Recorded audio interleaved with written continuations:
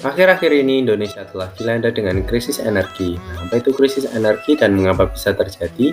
Krisis energi adalah suatu kondisi di mana kekurangan atau gangguan pada penyediaan pasokan energi. Krisis energi juga dapat diartikan sebagai kurangnya persediaan sumber daya energi atau peningkatan terhadap harga sumber daya, seperti minyak bumi dan gas alam. Lalu mengapa bisa terjadi? Nah, penyebab utama terjadinya krisis energi yaitu dikarenakan berkurangnya cadangan energi fosil. Hal tersebut terjadi karena perilaku manusia yang sembarangan dan sering melewati batas dalam penggunaan energi. Berikut ini merupakan artikel dan video mengenai krisis energi.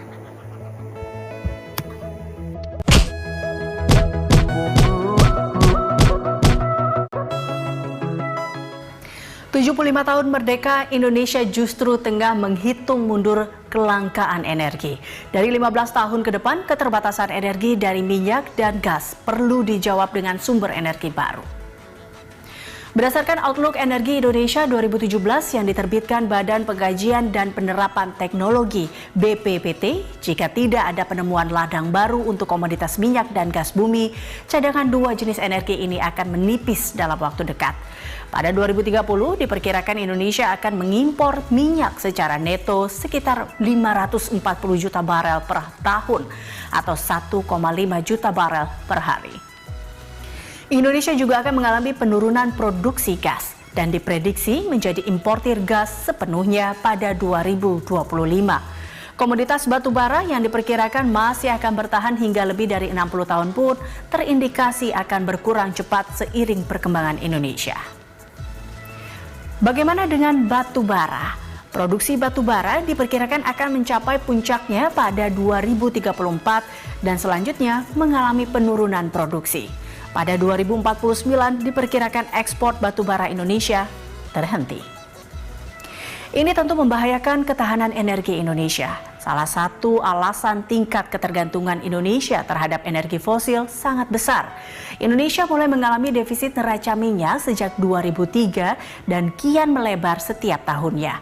Berdasarkan data British Petroleum atau BP, produksi minyak Indonesia sebesar 1,18 juta barel per hari, sementara konsumsi minyak mencapai 1,21 juta barel per hari. Ini artinya neraca minyak defisit 54.000 barel per hari. Sejak 2003 itu neraca minyak Indonesia selalu defisit dan semakin melebar hingga 2018 seiring meningkatnya konsumsi domestik serta penurunan produksi. Pada 2018 defisit neraca minyak nasional meningkat 13,79% menjadi 977.000 barel per hari dibandingkan tahun sebelumnya.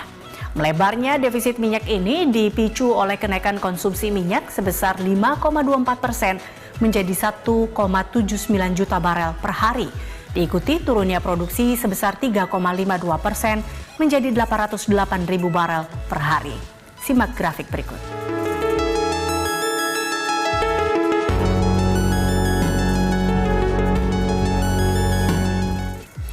Sementara Badan Pusat Statistik mencatat neraca perdagangan untuk 2019 mengalami defisit senilai 3,2 miliar dolar Amerika, lebih rendah dibanding defisit di tahun sebelumnya, 8,70 miliar dolar Amerika. Penurunan defisit ini lantaran upaya pengendalian impor minyak dan gas. Lihat saja, defisit neraca migas tahun 2019 yaitu 9,35 miliar dolar Amerika, lebih kecil dibandingkan neraca migas di tahun sebelumnya yaitu sebesar 12,70 miliar dolar Amerika. Berdasarkan peraturan pemerintah nomor 70 tahun 2014 tentang kebijakan energi nasional, pemerintah merencanakan bauran energi baru dan terbarukan di Indonesia tahun 2025. Paling sedikit 23% dan pada 2050 sebesar 31%. Saat ini pemanfaatan energi terbarukan di Indonesia masih sekitar 9%. Mayoritas masih bersumber dari sumber energi fosil dengan proporsi minyak bumi 32% dan gas 28% dan batu bara 32%. Ini tentu jadi tantangan bagi Indonesia yang tahun ini berusia 75 tahun.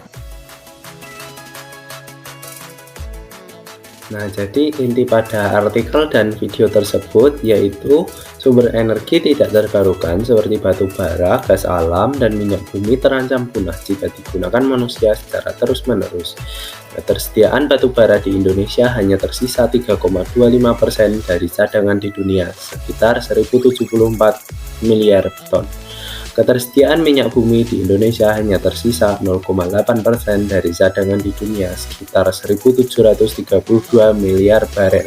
Serta ketersediaan gas alam di Indonesia hanya tersisa 1,5% dari cadangan di dunia, sekitar 4 triliun meter kubik. Solusi untuk mengatasi krisis energi tersebut yaitu yang pertama dengan memberikan sosialisasi ke masyarakat mengenai krisis energi yang terjadi. Yang kedua dengan mendorong secara masif pengembangan energi baru dan terbarukan. Yang ketiga mengurangi pemakaian bahan bakar minyak dan gas semaksimal mungkin. Dan terakhir menggunakan energi sehemat mungkin. Jadi, sebaiknya masyarakat Indonesia harus pandai-pandai menggunakan energi, serta dengan berpindah dari energi tidak terbarukan ke energi terbarukan, agar kelestarian energi tetap terjaga.